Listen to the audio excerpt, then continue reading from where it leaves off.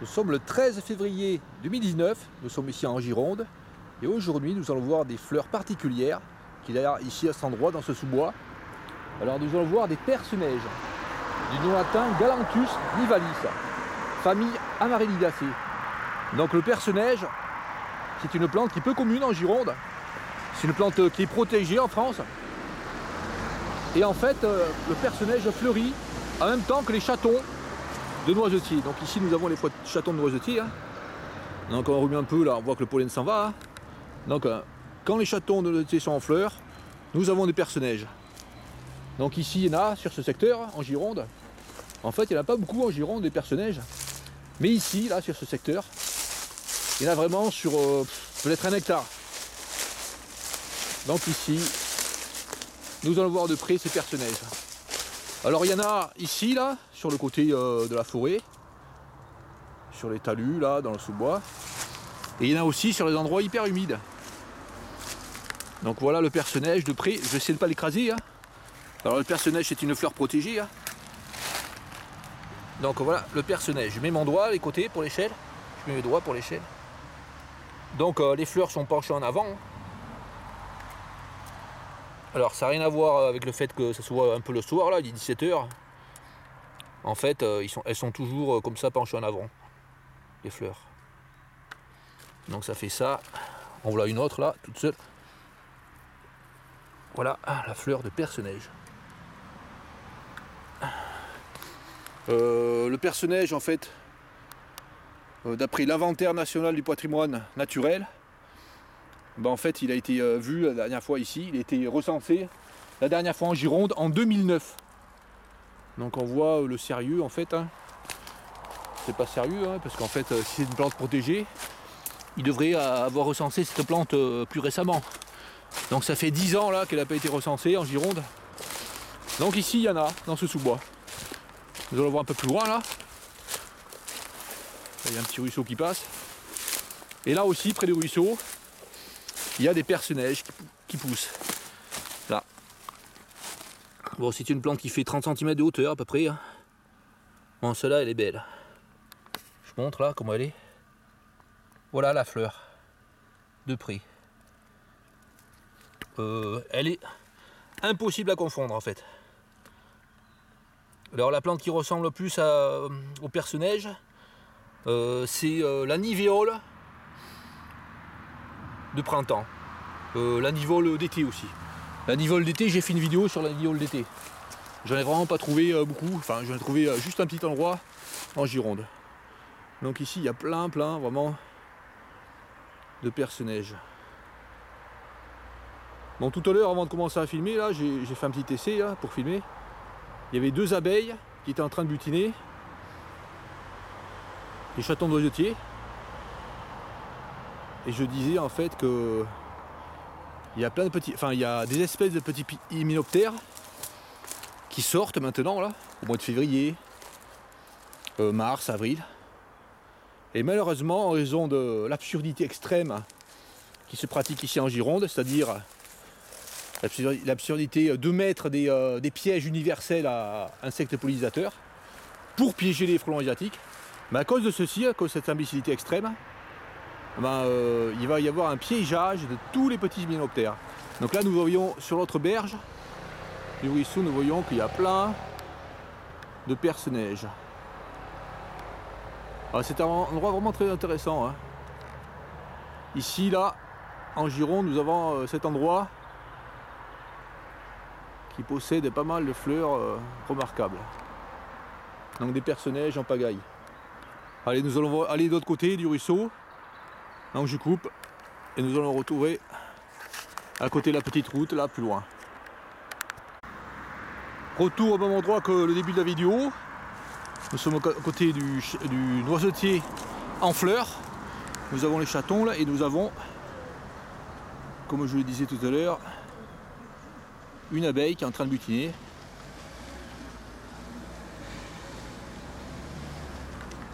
Les chatons du noisetier. Donc, les noisetiers sont des plantes importantes pour les abeilles. C'est des premières fleurs, enfin une des premières fleurs qui est butinée par les abeilles. Allez, allons plus loin. Ce que je voulais montrer aussi comme autre fleur, c'est certaines fleurs là qui poussent là dans la bordure. Il n'y en avait pas beaucoup. Hein.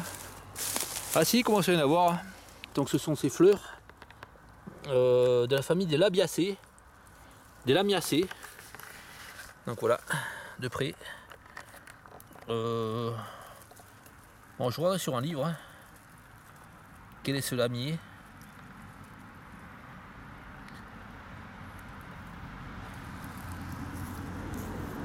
Voilà, je montre l'échelle hein, par rapport à mon doigt. C'est sur des fleurs assez grosses. Hein.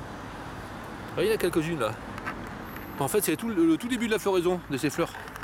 Il va y en avoir bien d'autres après. Allez, allons voir plus loin.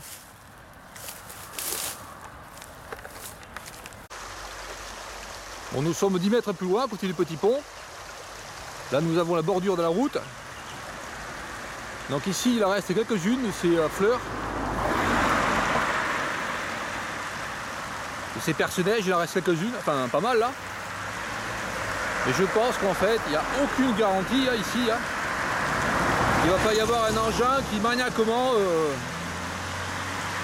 broie toute la bordure. Puisqu'à plein d'endroits, hein, à 100 mètres, même pas à 100 mètres d'ici, à 50 mètres d'ici, il y a des engins qui ont tout broyé les bordures des routes. Donc je ne sais pas s'ils ont broyé des perce-neige, mais c'est tout à fait possible. Étant donné que les gens, je pense, qui font qui font le broyage là, ils savent absolument pas qu'il y a des plantes protégées. Hein. Donc ici, il y en a plein au bord du ruisseau. Allez, allons plus loin. Nous allons tourner la petite route à 10 mètres là, sur la gauche.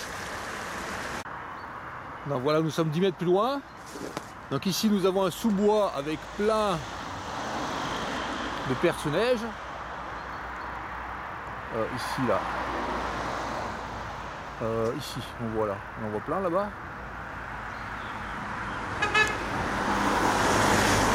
Et ici, ben, nous avons la bordure qui, je pense, a été broyée hein, trop tôt. Hein. Je pense que la bordure a broyé certaines fleurs. Et puis aussi, là, je suis passé tout à l'heure, en fait, et là, j'ai vu un hellebore vert, un peu plus loin. Nous allons voir ça, un hellebore vert, qui est une plante peu commune aussi en Gironde. En règle générale, c'est une plante peu commune, les bords verts. Donc ici, il y en a des bords verts. Là, ici, là. Minuscule et les bords verts. Hein. Bah, il est minuscule en fait, pourquoi? Enfin, la fleur est de taille normale. Hein.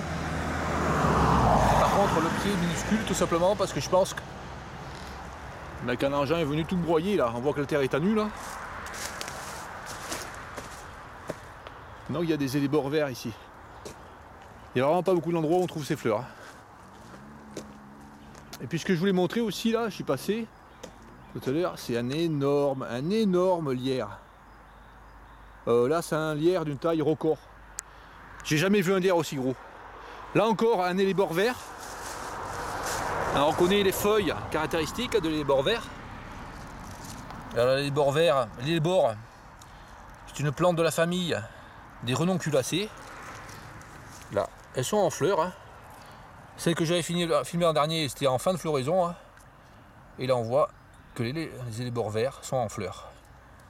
Donc, il y a des petits hyménoptères qui butinent ces fleurs. Hein. Là, dommage, j'arrive ici, là, il est 17 h. Le soleil commence à être un peu bas, il y a moins d'hyménoptères. Encore, là, des hellebores verts. Hein. Et on voit que le sol a été raclé, là. Il a été raclé. Quand il racle, en fait, ils enlèvent les racines hein, des plantes. Donc quelques hellebores verts ici.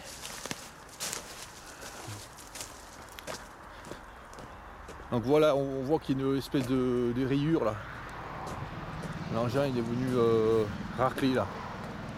On voit les raclures sur les roches calcaires. Là. Bon, ça, ils font ça partout dans la région. Hein. Allez, nous allons voir de l'autre côté là. Alors de l'autre côté, il y a ce qu'il y a, c'est plein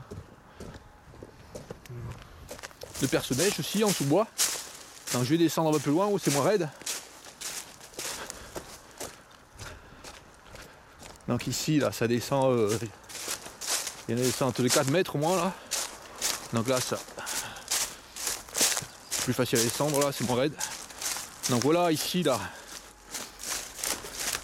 dès qu'on descend là, on trouve un peu plus loin des endroits où il y a plein de perce-neige. Bon, ici on peut reparquer en fait. Faut arriver près du ruisseau. Ah, il n'y en a pas beaucoup là. Ah, ça y est. Des perce-neige.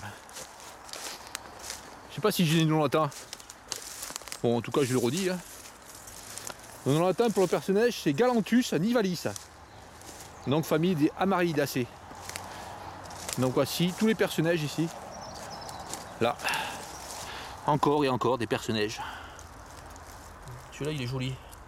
Enfin, il est joli. Bien ouvert. Donc, toujours penché en avant. Hein. Et là, on remarque derrière, ça fait une espèce de petite boule verte. Derrière la fleur.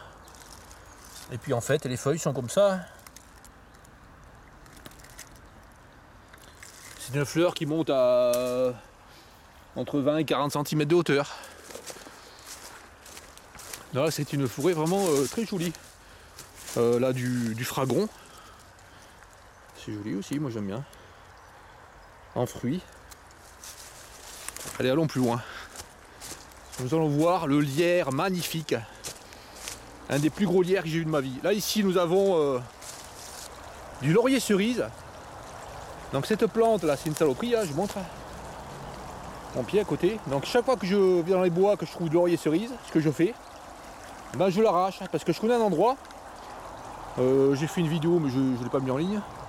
Je connais un endroit, il y a plein de laurier cerise comme ça qui poussent. Et en fait, ben, ils font que ça fait que le sous-bois devient pauvre, très ombragé, et après il n'y a plus de fleurs, il n'y a plus rien. Donc dès que je vois un laurier cerise comme ça, je prends un comme ça et je tire dessus.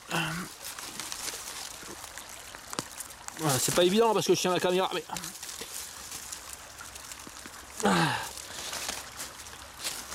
bon, j'ai posé la caméra tout en filmant et je vais l'arracher. Là. Oh la merde! J'ai mis de la terre sur mon écran. Donc j'ai nettoyé un peu ma caméra là parce qu'elle était pleine de terre. Donc en fait, ce que je disais là, le laurier cerise que j'ai arraché, ah bah, ce que je fais, bah, je le mets là comme ça là. Voilà, à l'envers. Sur des branchages épais, hein, donc les racines ne pourront pas atteindre le sol. Hein. Donc cette plante là elle va mourir. Hein. Il y a des imbéciles, enfin des imbéciles, ils connaissent rien, les pauvres. Il y a des gars qui achètent, enfin des personnes qui achètent des lauriers cerises, là, il y en a plein hein, qui en achètent en ce moment, hein, dans la jardinerie, hein. Je sais pas combien elles paient ça, hein, un plan comme ça là. Elles font que ça, il y a plein de personnes là, dans la résidence, on voit. Elles sont en train de planter, comme eux absolument débiles, hein, autour de leur propriété, elles plantent du laurier cerise. Et après, le laurier cerise, ben, les graines sont dispersées par les renards par exemple, et ben, elles finissent dans les sous-bois riches. Il y a un sous-bois riche, il y a un sous-bois intéressant, et ça détruit la nature. C'est vraiment stupide, la personne qui voudrait vraiment avoir du laurier cerise chez elle, ben, c'est très simple d'en avoir, il suffit d'aller le ramasser, il y a des endroits. Hein. Bon là il n'y en a pas beaucoup, mais je connais les endroits, il y en a vraiment plein. À côté des villages où il y a des haies de laurier cerise, ben, le laurier cerise il va se répandre à côté. Donc là encore un laurier cerise, non? Ouais si c'est un laurier cerise encore. En voilà un autre. Donc cette forêt là elle est en cours de destruction en fait. Elle est en train de se détruire. Voilà, je vais l'arracher celui-là. Je sors la terre, je tape la terre. Et je vais mettre ce laurier cerise comme ça là, à l'envers. Sur une touffe de gringon. J'ai dit gringon, je me suis trompé. Enfin je me suis pas trompé, le gringon c'est le nom régional. Dans mon quartier on appelait ça le gringon. Ou alors c'est le nom de mon quartier. Hein. Quand j'étais petit on appelait ça le gringon. Mais en fait ça s'appelle le fragon. Dans les livres on dit le fragon la plupart du temps. Donc un peu plus loin, là, nous avons encore hein, des tapis là, de fleurs. Il y a aussi plein de ficaires, j'en ai pas filmé mais tout à l'heure à côté du pont il y en avait. Peut-être qu'on va en voir. Donc ici là, encore et encore. De ces fleurs. De de ces perce-neige. Une des premières fleurs en fait ici. Hein. Donc en fait elles ont été en fleurs là début février déjà. Parce que je suis passé au début février. Elles étaient déjà en fleurs. Donc je suis pas venu filmer parce qu'en fait il faut un temps exécrable. Et là, nous voyons ces fleurs. Donc là il y en a plein. Hein. Là, tout ce qu'on voit là, toutes les petites taches blanches qu'on voit là au sol, ce sont des perce-neige.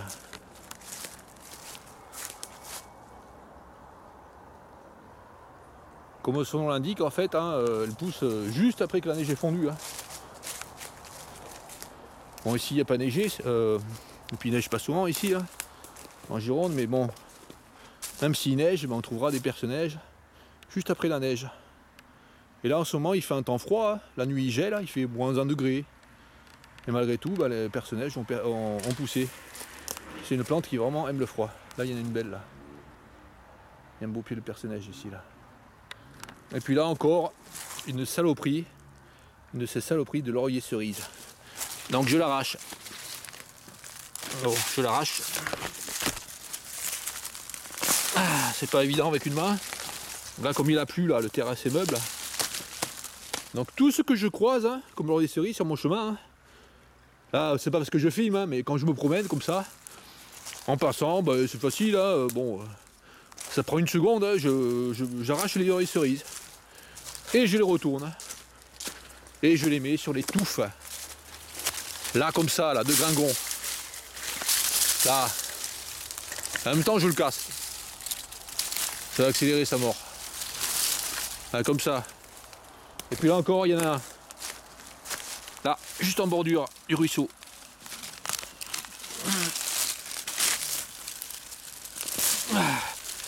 Voilà. Pareil, je casse. Et je mets sur la touffe là. Allez, nous allons voir le plus gros lierre. Là, c'est vraiment le plus gros. Parce qu'avant, j'avais dit que j'avais eu le plus gros lierre de ma vie. Hein. J'en ai vu un qui fait 26 cm dans un parc de diamètre. Mais là, celui-là, il bat tous les records. Donc il grimpe ce lierre tout en haut d'un peuplier noir.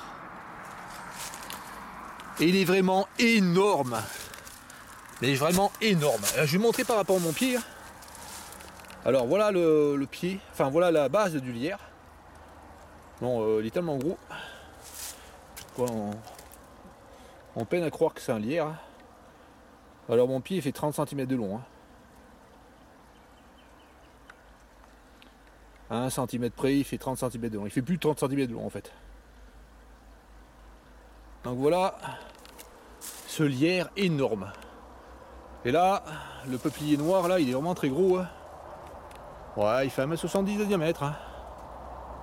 Ouais, je pense 1,70 m. Donc on se demande si c'est vraiment du lierre. Mais si on regarde de près là, ce que l'on voit en fait, on voit les crampons. Les crampons là, on les voit uniquement à la face intérieure. Parce qu'en fait, c'est la face extérieure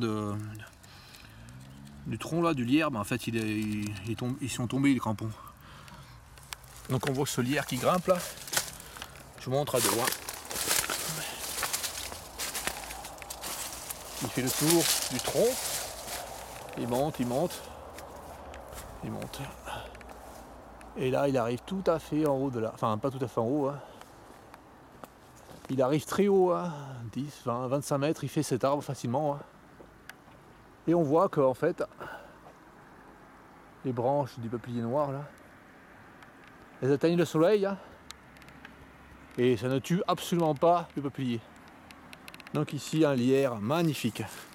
Donc je vais mesurer hein, avec un mètre le diamètre de ce lierre. Parce que là il est vraiment étonnant. Hein. Allez, je coupe, je sors le mètre.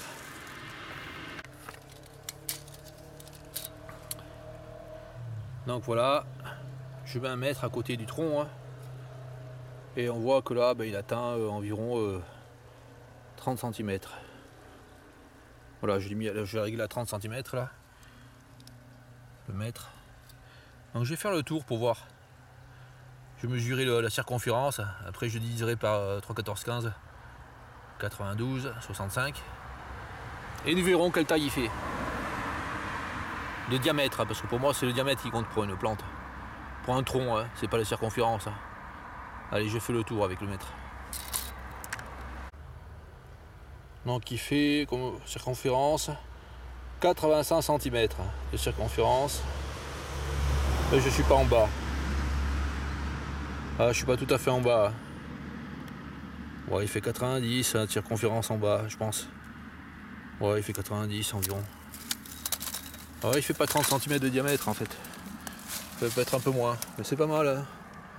Donc je sais pas quel âge il a ce lierre qui fait 30 cm de diamètre. Mais il doit être, je pense qu'il est aussi vieux que l'arbre. Hein. Donc les gars qui disent que le lierre ça fait mourir les arbres, ils auraient compris en fait. Hein. Puisqu'ici on voit qu'un lierre hyper vieux pousse. Le lierre ça peut atteindre, ça peut vivre 400 ans. Hein. C'est difficile à trouver ça dans les livres, cette information. Mais ça peut vivre 400 ans le lierre. Plus de 400 ans, largement plus de 400 ans. Donc il y a des gars qui viennent comme ça dans les forêts et qui détruisent un lierre de 400 ans. Hein. Donc ils font absolument n'importe quoi. Donc ici là nous avons la bordure de la route. Donc là sur la bordure du ruisseau là, ce que nous avons, c'est plein de perce-neige.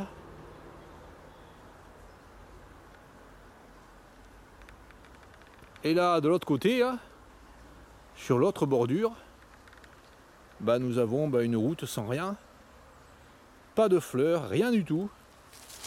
Alors que la configuration est exactement la même. Hein. Il pourrait y avoir tout à fait là plein de perce-neige, mais il n'y en a aucun. Tout simplement parce qu'ici il y a un broyage maniaque qui est fait.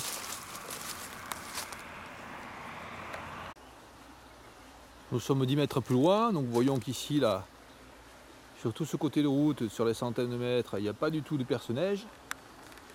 De l'autre côté de la route par contre, en bordure de ruisseau, plein de perce-neige. Alors de ce côté de la route là, il y en a quelques-uns perce-neige, hein, juste dans la zone où ils ont broyé. Hein. Par contre, il semblerait qu'ils aient fait plein de broyages consécutifs à cet endroit. Ce qui fait qu'en fait il n'y a pas beaucoup de perce-neige. Donc si on regarde là toute la longueur de la route, on voit pratiquement pas de perce-neige. Alors que c'est une zone à perce-neige ici. Allez, si nous allons dans le sous-bois ici, là nous voyons plein de perce-neige de suite. Allez, ceux-là ils sont beaux. Allez, je passe à côté, je fais attention à ne pas écraser les plantes ici, puisqu'elles sont protégées. Là nous voyons plein de petits tas aussi, plein de petits paquets de perce-neige éparpillés. Donc ils sont aussi bien dans la partie très humide. J'en ai pas filmé la partie très humide, si j'en ai filmé quelques-unes. Mais il y en a aussi qui sont vraiment entre les roseaux là. Enfin pas entre les roseaux, entre les lèches pendantes. Et puis aussi il continue à y en avoir là sur cette colline. On peut monter encore. Là tout en haut on continue à en voir encore. Là. Donc c'est la vallée ici. Cet endroit c'est la vallée à perce-neige en Gironde.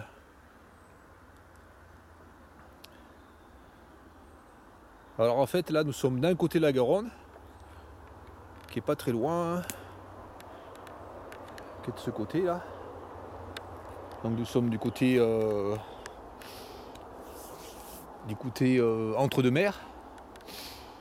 Mais de l'autre côté aussi, il y en a.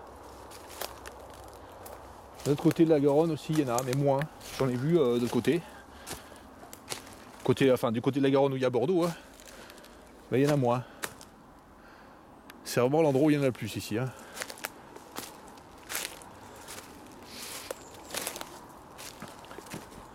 Donc l'inventaire national du patrimoine naturel, je le répète, hein, eux ça fait depuis 2009 qu'ils n'ont pas vu. Qui n'ont pas fait de relevé. Hein. Bon ça c'est pour plein d'espèces animales et végétales. Hein. Les gars en fait, ils mettent pas à jour leurs données. Hein.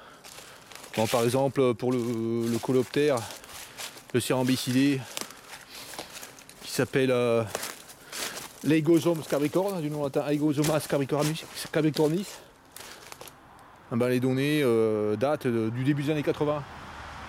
Alors que moi j'en ai vu plein, hein, la région bordelaise. Donc là il y en a plein, encore. Plein de ces perce-neige.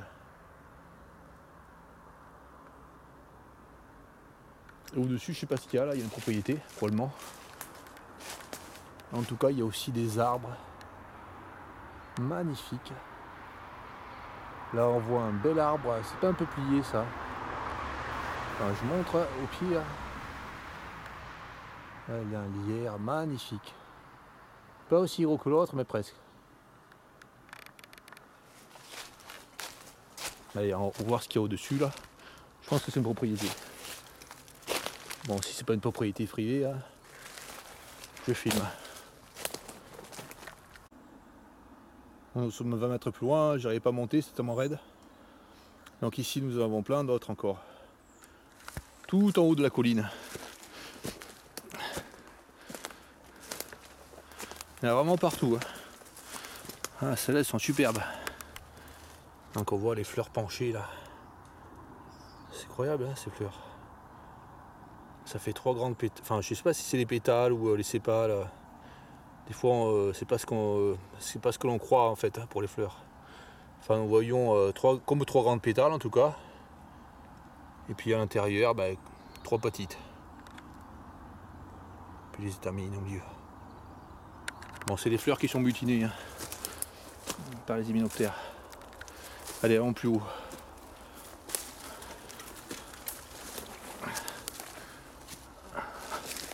Ah, ici nous avons aussi une mercuriale, cette plante là, une mercuriale vivace. Je pense pas que c'est l'annuel ici, qui est en floraison. Bon, ça fait pas des fleurs impressionnantes, hein, mais c'est des fleurs qui sont mutinées. Hein. Allez, on va plus loin. Il y a des trous de renards là. Enfin, des trous de mammifères. Je sais pas si c'est des renards ou des blaireaux. Et puis là, il y a une prairie au-dessus. Là. Ah, ça c'est super joli là, j'adore. Là, nous avons le contraste. Enfin, nous avons là à côté des fleurs blanches. Super jolies.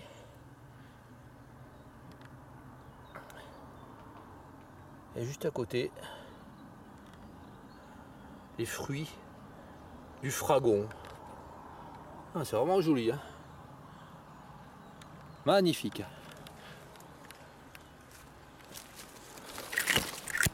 Alors on voit que là, il y en a qui ont fleuri, ça fait un bail. Hein, puisque là, elles commencent à faner, celles-là. Comme je le disais, début février, il avait déjà qui poussait. Allez, je vais grimper là au-dessus, là. Nous allons voir ce qu'il y a. Hein. Ah, je pense qu'il y a... Ah, c'est pas évident. Là, je pense que nous avons un prix là. Ah, ça pique le fragon. Ah, il y en a toujours autant, hein, tout à fait en haut. Hein. Ah. Et là, nous avons un prix à vache. Nous avons quoi? Ah, j'ai marché sur une branche, je me suis accroché. Je croyais que c'était une souche. En fait, elle était posée sur le sol. J'ai cassé la gueule. Là. Allez.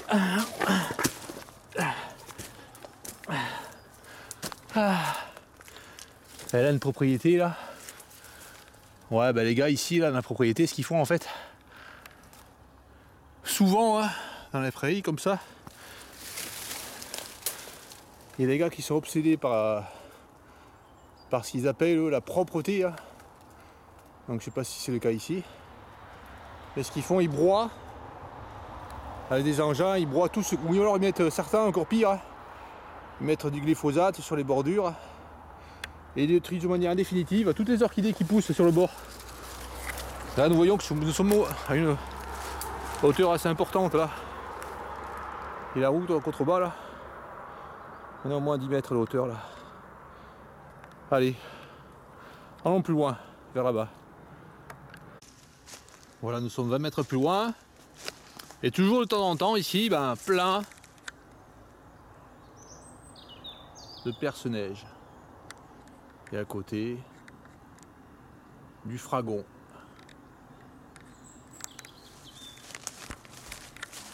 Allez, allons plus loin, voir ce qu'il y a.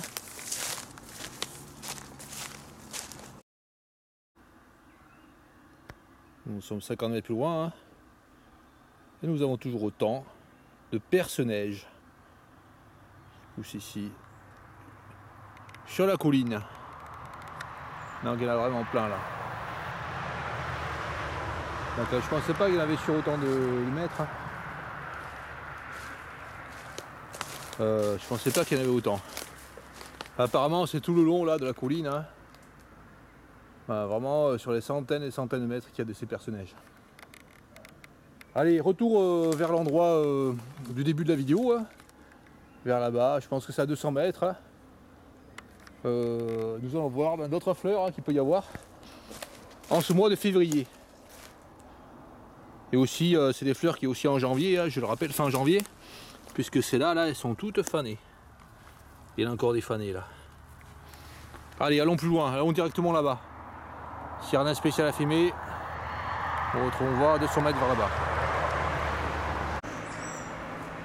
Voici arrivé près de la grande route, où nous avons fait le début de la vidéo. Hein, au petit pont, un peu plus loin là. À 50 mètres vers la droite, là, sur cette grande route. Donc ici, à l'angle en fait de la forêt que nous avons vue là, où il y avait tous les perce-neige, tous les perce-neige en fait, nous avons une haie débile, une haie qui fait 4 à 5 mètres, hein. Une haie de laurier cerise, complètement débile. Donc ici les propriétaires, bien qu'il y ait une forêt, en plus il y a une forêt derrière, on pourrait à la rigueur se dire, bon, il y aurait un argument pour la protection de la vue de sa maison, s'il y avait une maison, mais non pas du tout, il y a une forêt derrière. Donc il a décidé de mettre ici du laurier cerise, débile. Et donc de l'autre côté là, j'attends que les voitures passent, je coupe. Allez, nous allons de l'autre côté de la route. Donc là il est 18 h. Et là il y a beaucoup de voitures qui passent, hein, c'est la sortie du travail. Hein. Donc de ce côté de route, là, nous avons plein encore de perce-neige. Donc ceux-là, il y a un fort risque qu'ils soient broyés. Hein. On peut s'attendre à n'importe quoi ici en Gironde. Et là sur ce bord de prairie, de fauche, eh ben, il y a plein de perce-neige sur le bord du ruisseau. Voilà. Et là, on a partout. Là. Donc de près le perce-neige. Donc je viens de ce côté parce qu'en fait je vais filmer d'autres fleurs qu'il y a ici. Un peu plus loin. Allez, directement, nous allons trouver de 50 mètres de l'eau plus loin, une cinquantaine de mètres plus loin, sur ce bord de ruisseau là, vers là-bas.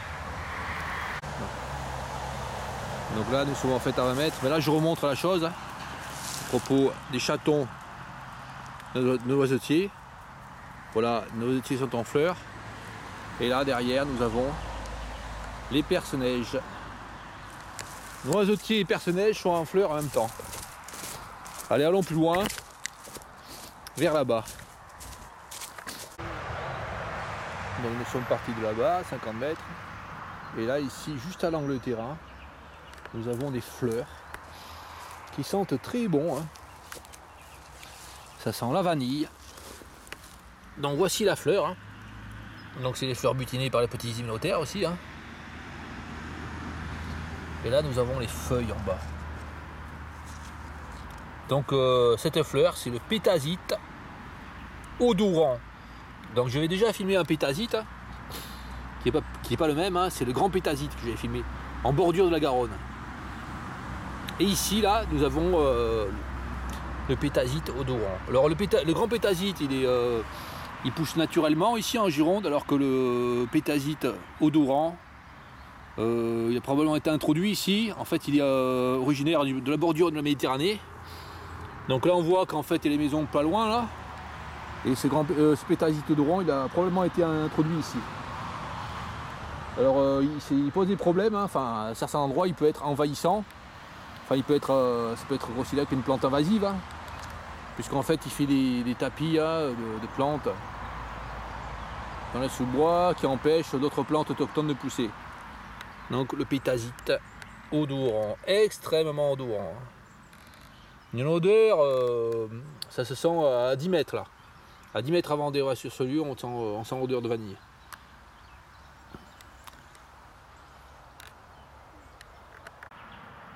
Alors dans la prairie de Foch, nous avons des pâquerettes.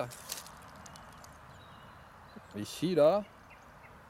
Donc qui poussent très facilement dans les villages. Il y en a partout des pâquerettes. Et nous avons aussi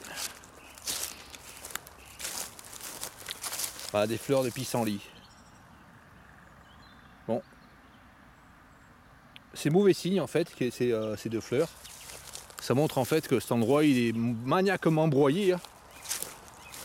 Et en fait ça limite largement le nombre d'espèces végétales ici. Et aussi le nombre d'espèces d'insectes. « 50 mètres plus loin, près de l'endroit du début de la vidéo, hein, nous avons aussi ici des renonculacées. Alors ces renonculacées, ce sont des ficaires, extrêmement communes, des ficaires. Elles fleurissent très tôt, hein, pour le février. Hein. Même en janvier, il y en a déjà. Hein.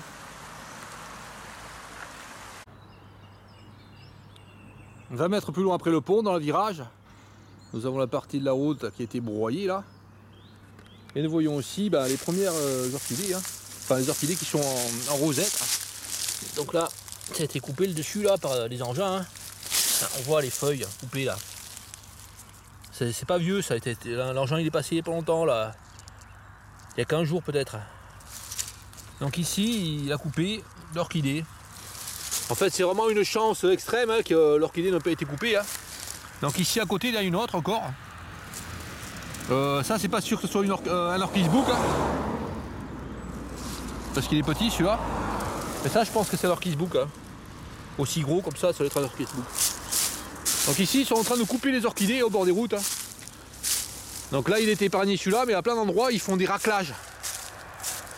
En fait, ils règlent pas du tout leur engin. À 10 cm de hauteur, hein, ce qu'ils devraient faire. Hein. Mais ils règlent leur engin, ils raclent des fois. Ils raclent vraiment. Allons plus loin. 20 mètres plus loin, dans le virage, nous avons ici des lamiers pourpres, donc extrêmement communs. Hein.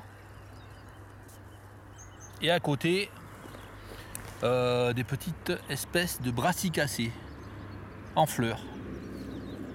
Donc, je sais pas quelle est cette espèce là.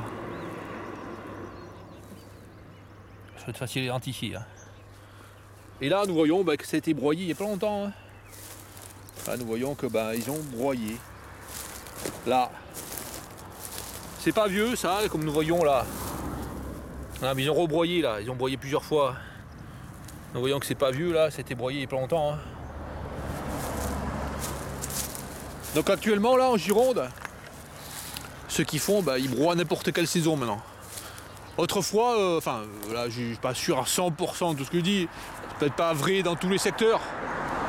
Mais en tout cas, j'ai interviewé un gars qui fait le broyage au bord des routes. Et il m'a bien confirmé le gars, mais sans que je lui pose des questions. Hein. Enfin sans que je le suggère moi-même. Hein. Il m'a dit de lui-même qu'en fait avant, depuis peu là, il m'a dit maintenant ce qu'on fait on broie n'importe quand. On broie en janvier, février, mars, avril, mai, juin, juillet, août, septembre, octobre, novembre, décembre. Ça peut tomber n'importe quel mois de l'année les broyages. Ce qui fait qu'en fait ce genre de débilité extrême, hein, de broyer n'importe quand, ça précipite. Enfin ça fait une destruction des orchidées. Par exemple là, s'il y avait des orchis-boucs sur cette bordure, hein, ils ont été détruits. Donc il y a une période de l'année pour broyer. Donc s'ils font ça n'importe quand, forcément les fleurs sauvages des bords des routes disparaissent de manière irrémédiable.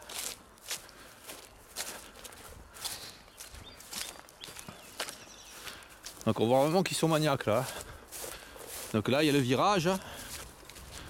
Donc là il broie sur le bord de la route. Admettons que c'est une utilité hein, sur le bord de la route, ok. Et après là il broie. Là il continue à broyer 2 mètres plus bas. Hein. Et encore là, c'est pas beaucoup hein, par rapport à certains endroits.